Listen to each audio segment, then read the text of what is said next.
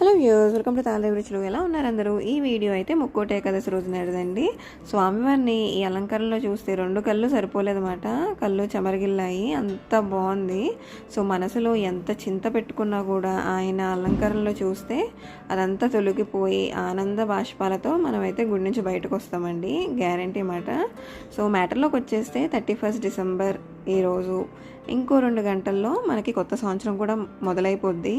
ఏంటో విచిత్రం అండి, క్యాలెండర్లో డేటు ఎంత సులువుగా మారిపోద్దో మన లైఫ్లో కూడా అంతే సులువుగా పాజిటివ్గా చేంజ్ అయిపోతే ఎంత బాగుంటుందండి. నెగిటివ్గా మారడానికి లైక్ బ్యాడ్ థింగ్స్ అవ్వడానికి ఏంటోనండి క్షణం కూడా పట్టదనిపిస్తుంది. కానీ ఏదైనా మంచిది అవ్వాలంటే మాత్రం యుగాల పాటు తపస్సు చేసినట్టే అనిపిస్తుంది అన్నమాట. సో మనకి అందరికీ తెలియదే ఉంది, చిన్నప్పటి నుంచి ఎన్నో గోల్స్ పెట్టుకుంటాము.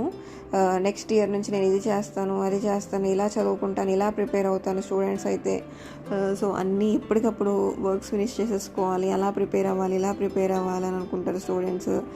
అండ్ పేరెంట్స్ అయితే ఒకలాగా ఆలోచిస్తారు, నెక్స్ట్ ఇయర్ నుంచి పిల్లలకి ఇవి నేర్పాలి, అవి నేర్పాలని. జాబ్ ఏమన్నోళ్ళు ఒకలాగా, అందరూ రకరకాల ప్లానింగ్స్ చేసుకుంటారండి. సో రేపన్న రోజు నుంచి ప్లాన్ చేసుకోవాలనుకునే బదులు మనం ముందు నుంచి ప్లాన్ చేసుకుంటే మీ హోప్ అన్నది డబల్ అవుతుంది అండ్ మీ పేషెన్స్ మ్యాటర్ అవుతుంది. మీ వర్క్కి ఒక